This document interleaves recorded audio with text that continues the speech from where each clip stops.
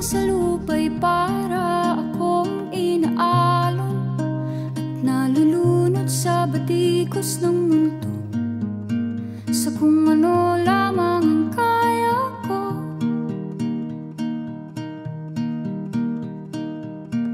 Bigang-biga na sa mga problemang di masolusyonan agad, parang wala nang bukas. Pwede bang umiwas? Hinahanap ang sarili, ngunit di nakakayanan sa ligaw na dinadaanan ko. Saan na to patungo? Saan ako patungo? Dahan-dahan nating simulan muli ang paghakbang